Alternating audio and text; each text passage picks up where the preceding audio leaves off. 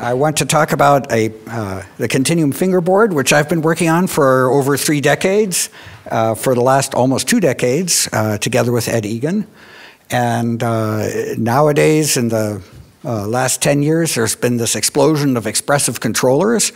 So as Bruno had said, there's a lot of studios full of, what did you call them in German? Best translation I could come up with is cadavers of hopeful devices to expressively control that then disappoint somewhat.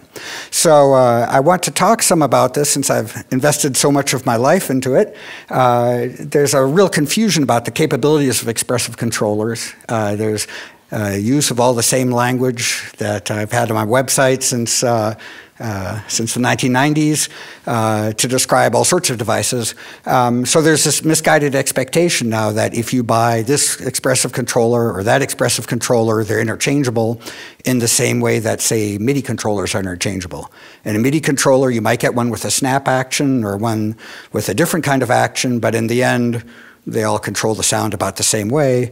I would say with expressive controllers, I'm not even sure I like the word expressive controller. That implies that other controllers aren't expressive. But with continuous controllers, I think there's a huge difference.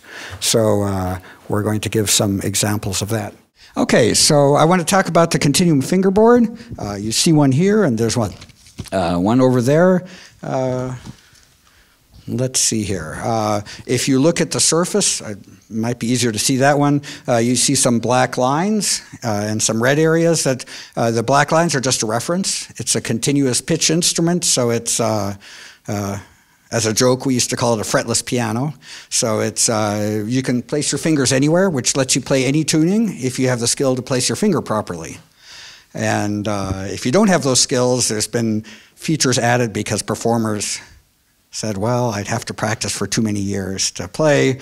So yes, if you cannot play your fingers accurately to make up for your lack of skill, there are features to round your finger position, but it's a real trap because if it rounds off to the nearest pitches, you'll never learn to place your finger right. On a violin, if you put, I'm a violin player. I do know that it was only my mom that would want to hear me play for the first 4 or 5 years.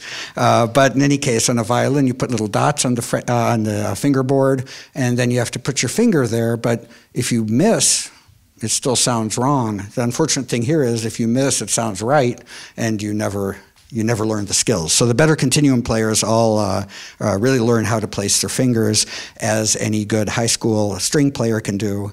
They try to do that also.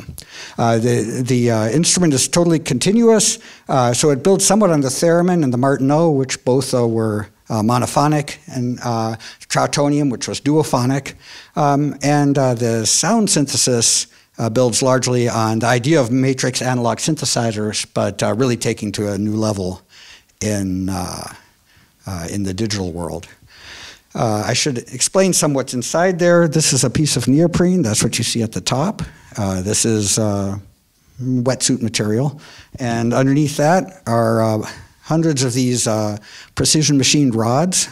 Being in Switzerland, I can say yes, these are made by a company that also makes Swiss watch parts.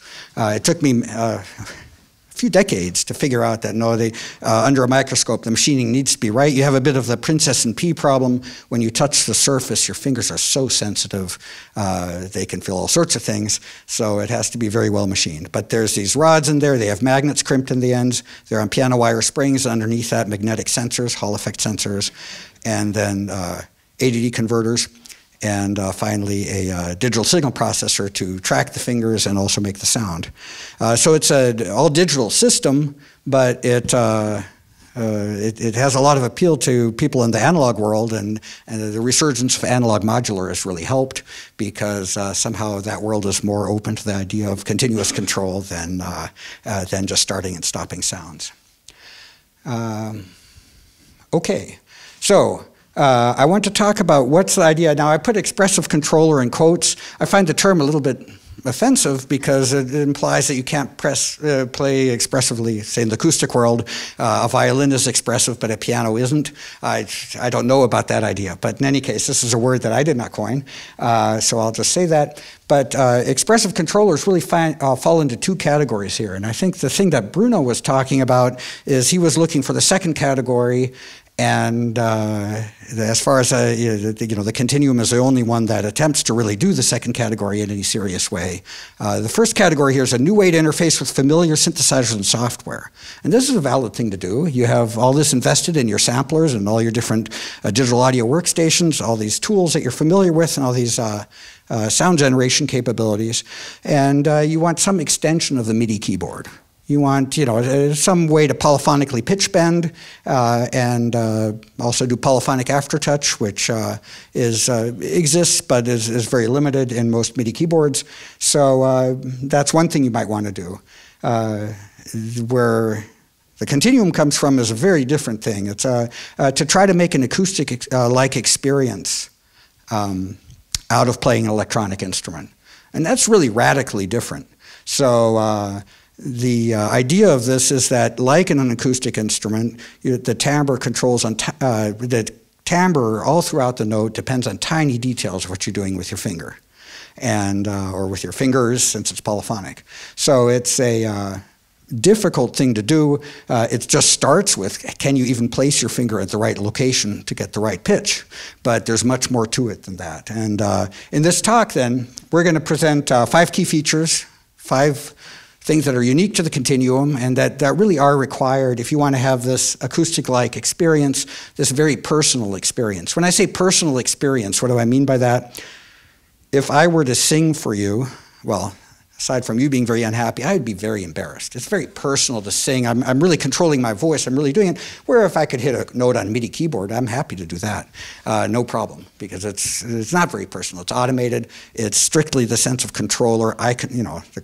It's controlling something. All the fine structure may be very fine indeed, but the fine structure of the sound is all automated for me and not a personal thing.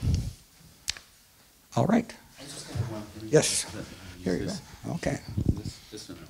Just use this one. Well, I was just going to add that, in terms of this acoustic experience, one thing that I found interesting in my personal experience in using it in my compositions, but other composers that have bought a continuum, is that they find when they integrate it in their DAW and start layering tracks that it actually melds better with other acoustic instruments. So even in spite of it being electronic, or even the sound source is overtly electronic sounding, it still seems to be an ensemble thing within other truly acoustic instruments like cellos and that sort of thing. So, just right. Right.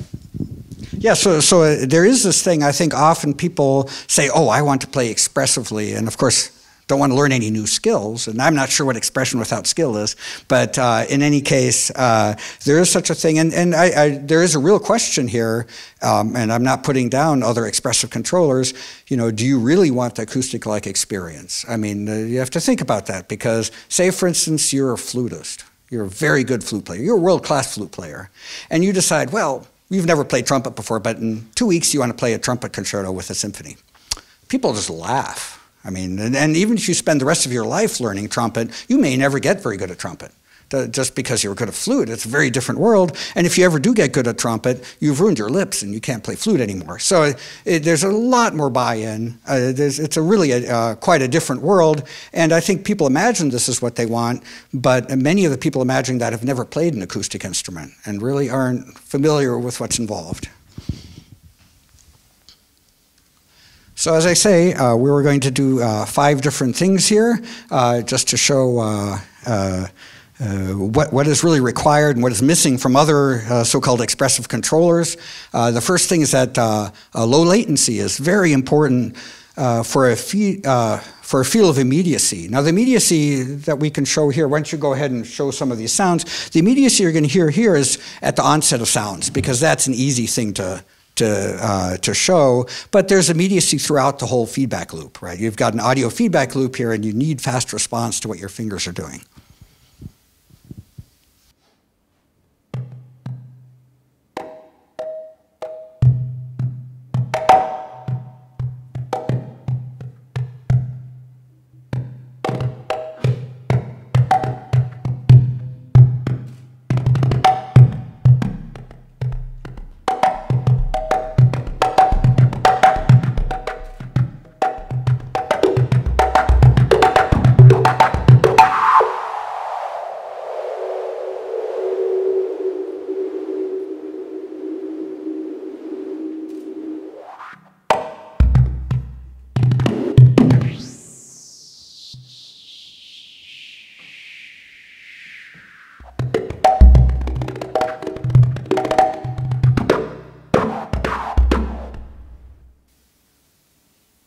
So I wanted to actually say a little bit about the sound. There will be a talk about the Eagan matrix this evening, or a workshop about the Eagan matrix this evening, where Ed will go into much more detail. But it's a modular synthesizer, and where the human is really part of the feedback loop. In this case here, this was a sound meant for finger drumming. It's a physical model. What do you do if they keep the finger on the surface? Well, you can damp it like what happened in an acoustic drum, but we just let the energy keep going into it so you get that funny hissing sound. It's been used by various Indian artists now to great effect. It's just part of the sound. Yeah, sure. Go ahead.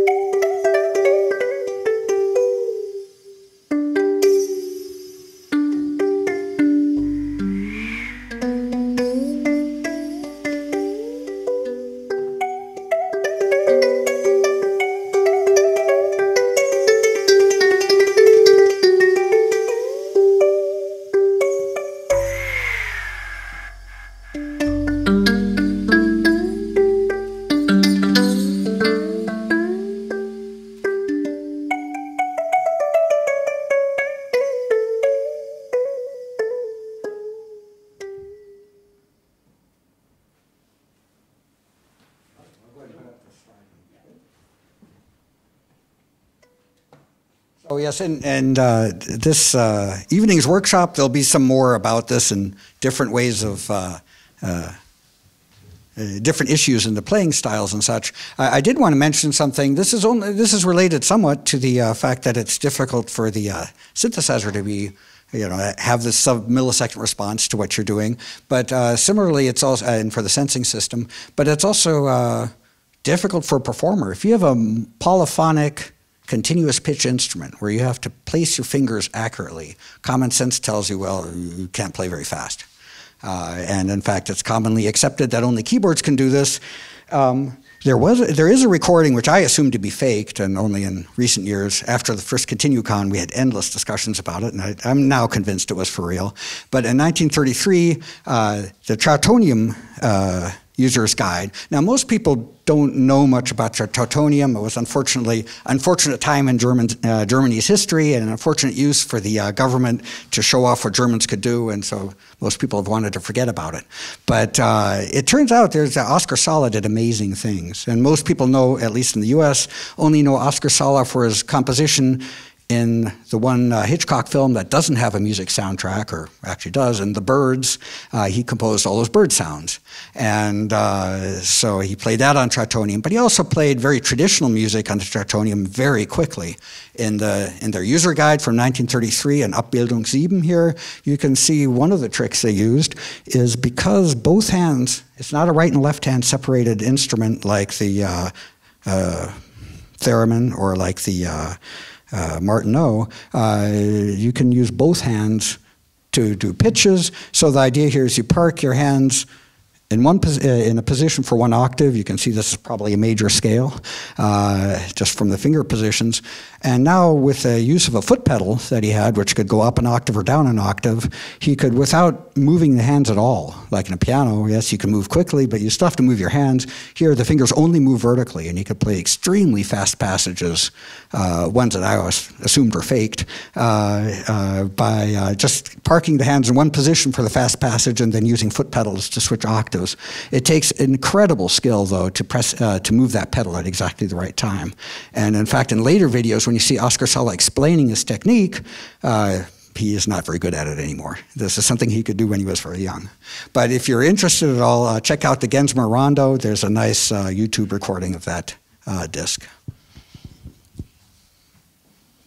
So yes, so I think it is important in our Western music in the last 100 years, we've pretty much given up on playing in-tune chords. We don't play just intervals anymore. We don't do any of these things anymore. Last year, I think I sold half of the Continuums to players in India because there's a lot of concern there. People love electronics, but it's also, you know, keyboards are killing their musical traditions. And so there are quite a few Indian players now also that can play extremely fast passages, despite the fact that you have to put your fingers in the right place for the right pitches. All right. So another big issue is pressure sensitivity, and this is awkward wording here. It's supposed to be high sensitivity for pressure as opposed to high pressure sensitivity. You don't have to press hard on this thing. But high sensitivity for pressure is required for a human and tight audio feedback loop, and there's different kinds of sensitivity required here. Temporally, you need it, especially in the attack of sounds. You need a very fast response. You want a very low slew rate, and for sustained parts of the sound, your hearing and also acoustic resonant systems are incredibly good at very, very accurate pressure utilization. So both those are extremely important. We'll do a sound demonstration in a second, but I wanted to show here probably the leading, certainly financially supported expressive controller made by expressive controllers made by Rowley. They're very clever, and you know it's a very inexpensive sensing system. On the other hand, if you look at here, this is a tremolo, so this is a regular pressure variation. The beginning of the sound is a constant, and then this is a 10-second period here, so this is a very long time. You don't see much detail there.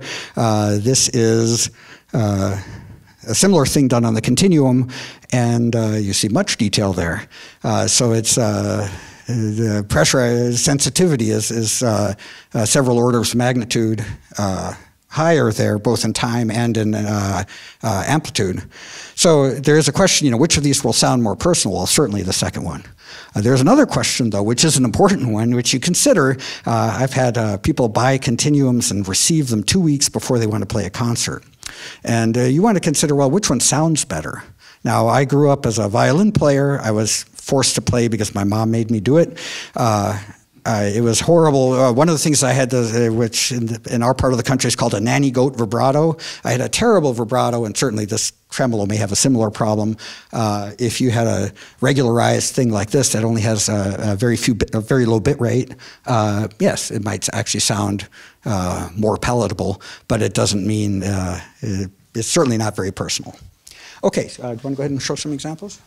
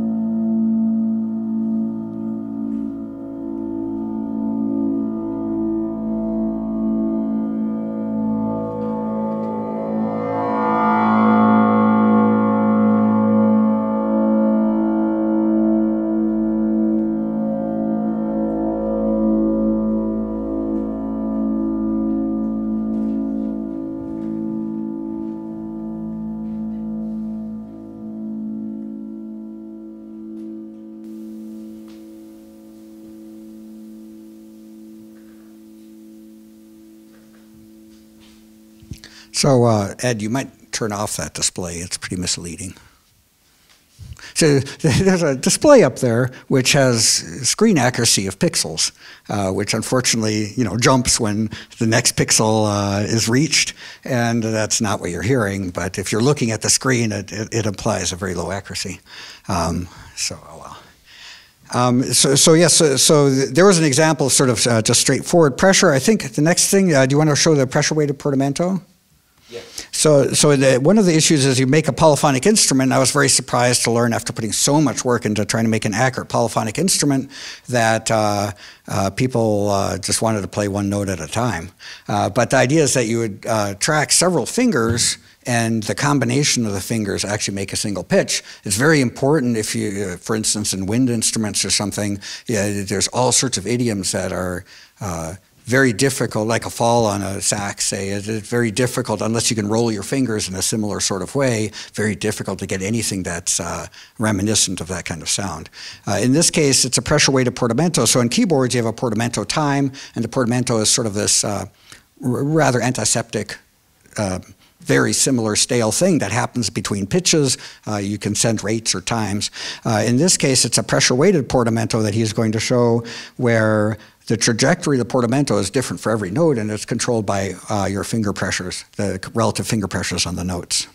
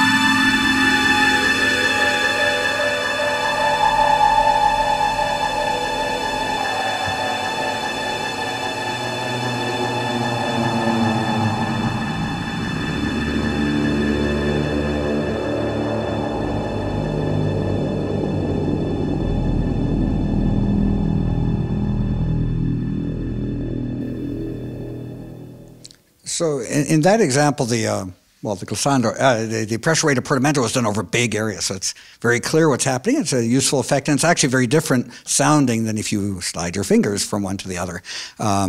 But in many other kinds of music, just small ornamentations sound very different depending on whether. It's the same thing that I was doing when I did this.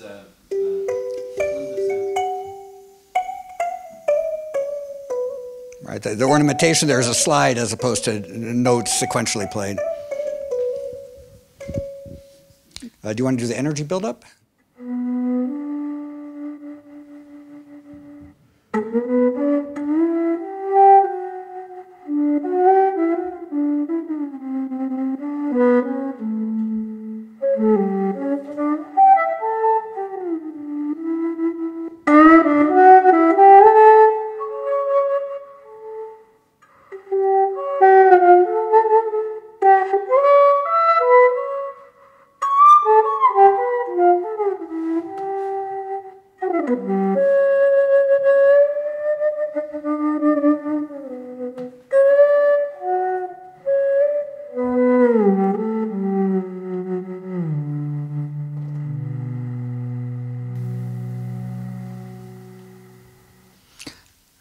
So another thing I wanted to mention here is with these sounds, there's no sampling or anything like that here. That's all synthesized. It's all done in the Eagan matrix. It's all done with the internal synthesizer. And there'll be more talk about it later, but these are physical models that you've been hearing that are where the human is in a very tight feedback loop. They sound great. Like if I were to play that to you for you, you wouldn't be so impressed. So it does take skill. He might make it look easier than it is. Do you want to do the two-handed voice also? Okay.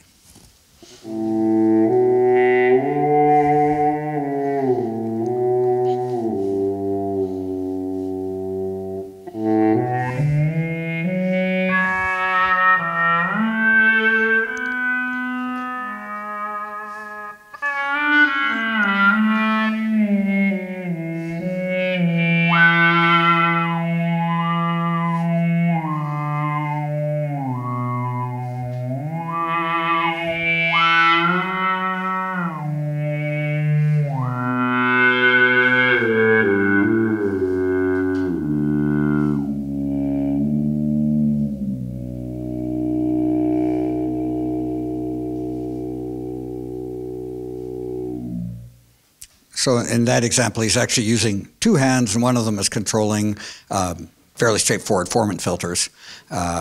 So it sounds somewhat like the reminiscent of the vocal tract, and the other hand is actually playing the pitches into it. All right.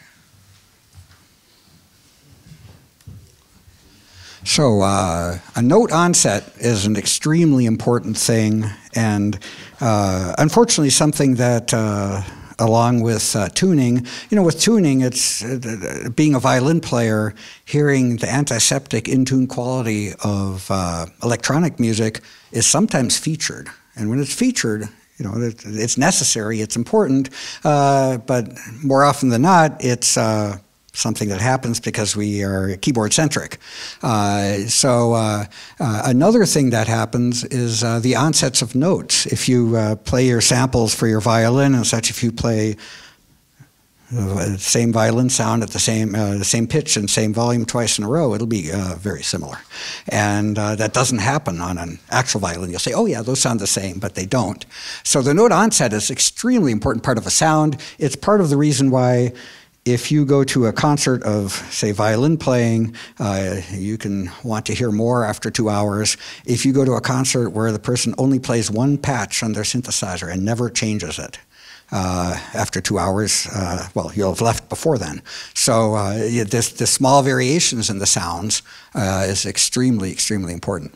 And the Continuum Fingerboard, it depends because attacks vary so much in how fast they are and all that sort of thing. I'd say between 7 and 50 data points are recorded. And again, in the much acclaimed expressive controllers we have nowadays, you can see what the attack looks like here. It's a flat thing. This is 10 seconds long, so it's a long time. It's a value. It's a 7-bit value. Here, if you play a medium, it's hard for it to tell very quickly what value it's supposed to use for those 7 bits, but it uses some value. In any case, in this example, it's a little hard to tell, but there's a lot of detail in an actual attack, and psychoacoustically, it's just an extremely important part of the sound. So it's something that's been very much oversimplified in expressive controllers, but necessarily so, because what happens if you're playing a sampler, it has to choose a sample. It has to do something with it, and also if you are playing instruments that were made for keyboards and you want a new way to control them, well, you're going to have to fit in the keyboard world. So do you want to go ahead and play some examples here? Yeah, so this is a violin-like sound.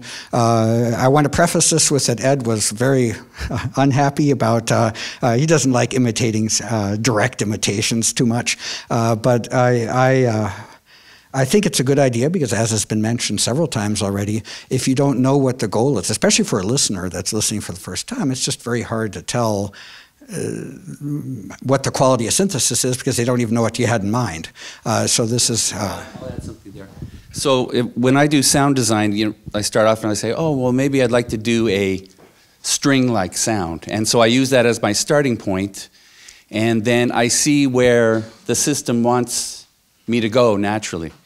And I don't want to reach my goal. I want to find out where it's going to lead me because I'm going to get something unique. I don't want to make a string sound because you hire a violin player if you really want a violin, but what this does is that you get the best of both worlds. You get something unique, plus you get what's in the easiest path within your discovery structure within that system.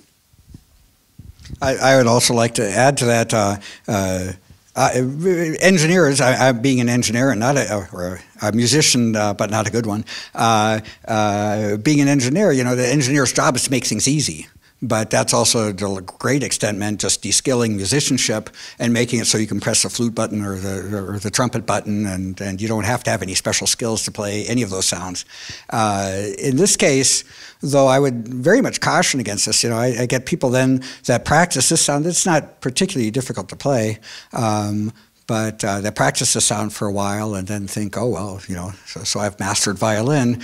You'll never have a violin unless you have a bow pulling over a string. The whole relationship with the instrument is an extremely important part of the feedback loop. And pressing on a piece of rubber is nice, and it might sound a little bit violin-like, but the intention isn't to try to replace violins.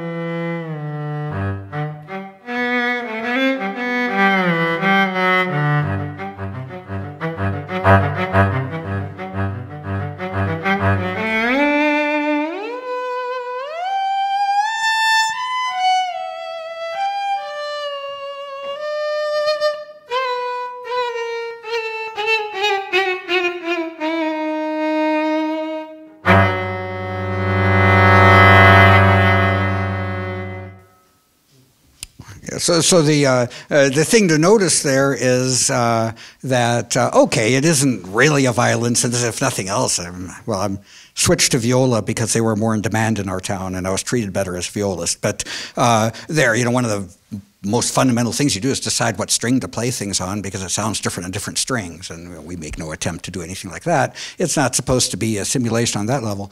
But what you do here is that depending on how he attacks the sound, you get a very different effect. You get the bow grunting effect, sound or not, so on and so forth. And again, this is not a sampling technique. In fact, you'll talk some about something related at the workshop.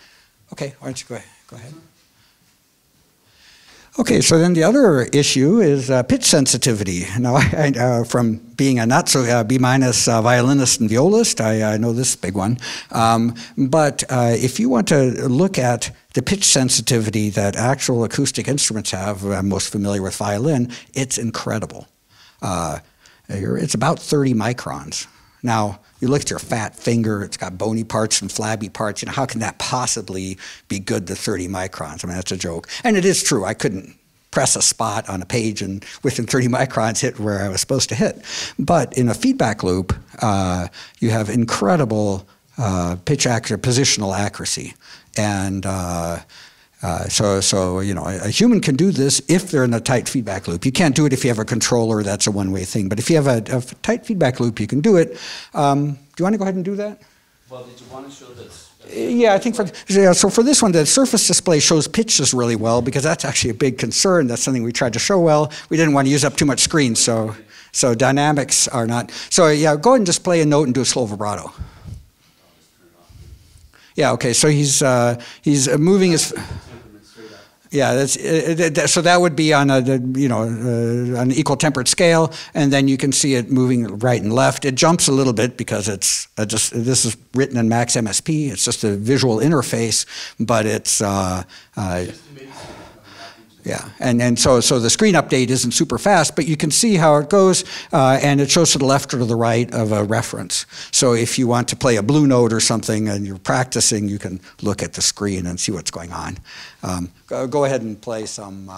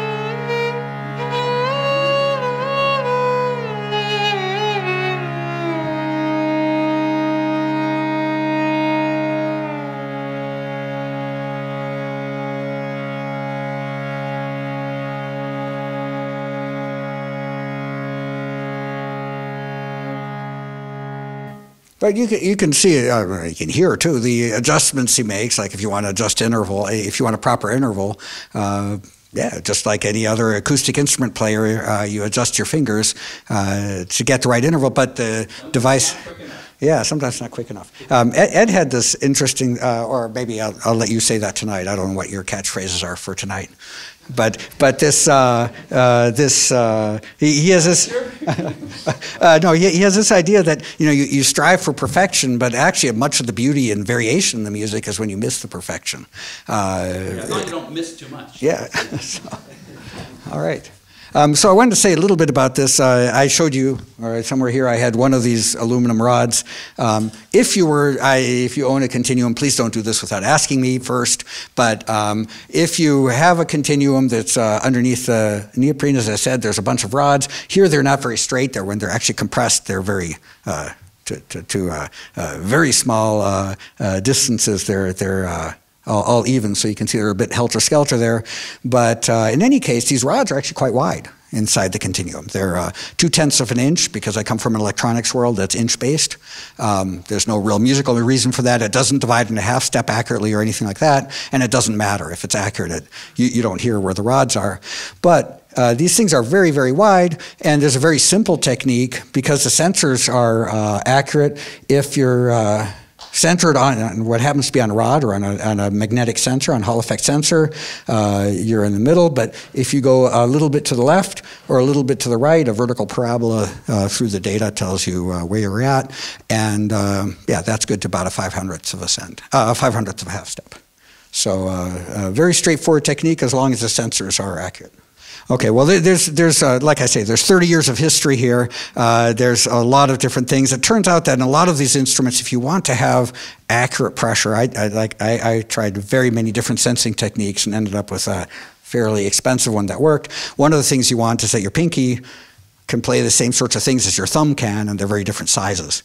And the neoprene has several effects. It doesn't get warm or anything, so it transfers all of the pressure into the rods and into the sensors. So the springs here are linear, or extremely accurate. Hall effect sensors are extremely accurate.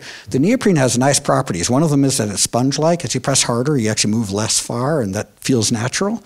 Another thing it does is it very much regularizes what your fingers are doing. So it doesn't matter if your finger's wide or not, you get a very regular shaped parabola, and this interpolation actually gets to be to 30 microns accuracy, which is quite a challenge.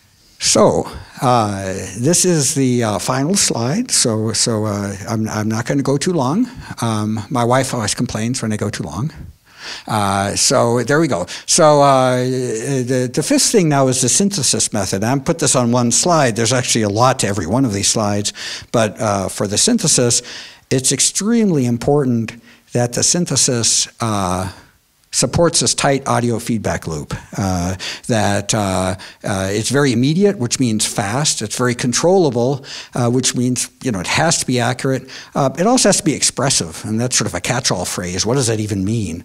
One of the things that happens is that our control parameter space, for instance, if you have a pitch bend wheel and it just makes a pitch go up and down, that's very different than any acoustic instrument. Like, say you play a vibrato on a violin, not only is it irregular and all that, but just very basic things to the timbre are very complicated, because parts of your finger are bony and parts of it are flabbier, and as they roll on the finger, a lot more is happening than just pitch change.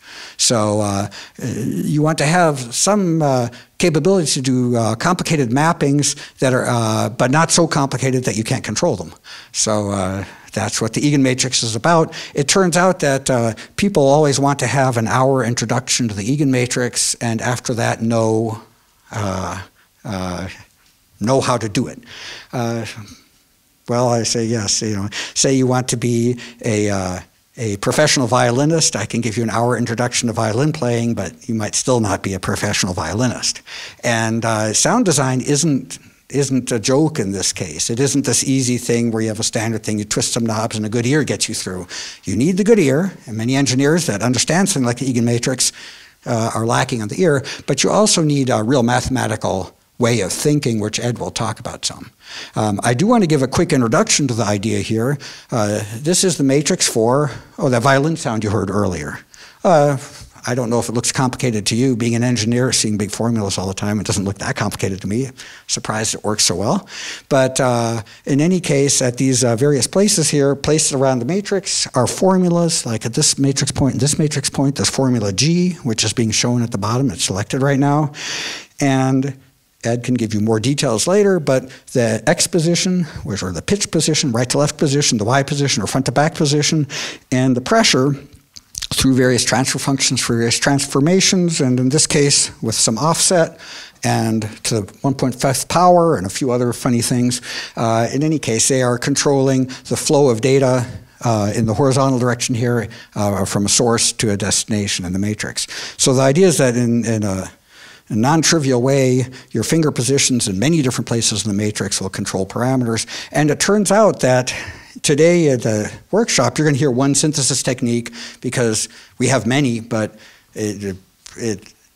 two things. One is they take too long to explain them all, that way you wouldn't be able to do that. And the other thing is that in the end, the parameter mapping is generally more important than the synthesis technique itself. It's important that the synthesis technique, as was mentioned in the FM talk, has this thing that it doesn't have too many parameters and that there's, sonically salient. But then how you map to those and stuff is really what determines the quality of the sound as much as what the underlying technique actually is. Yeah, so like just simply I could say, when you look over, these are thumbnails of all the formulas that are within this matrix. And in the thumbnails over here, whatever's highlighted is active.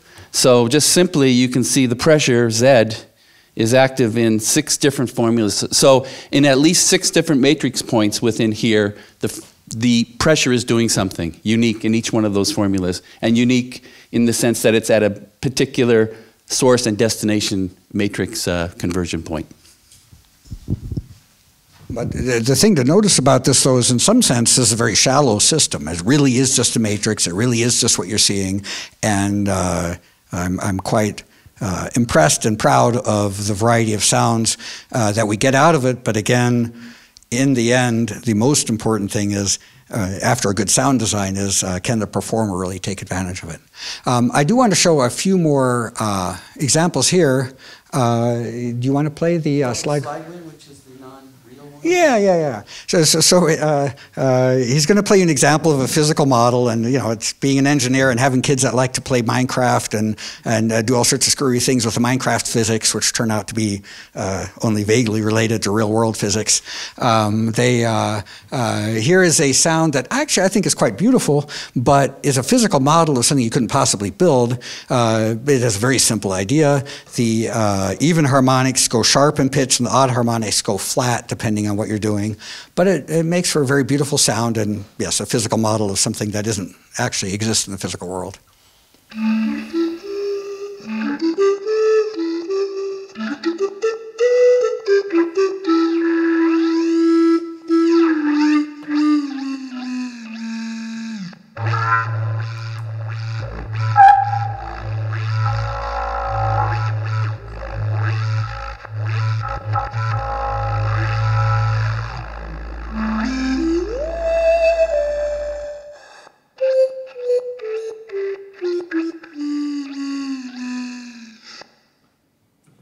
So we have many different physical models we play around with. You want to show another one of the single or double reeds or something?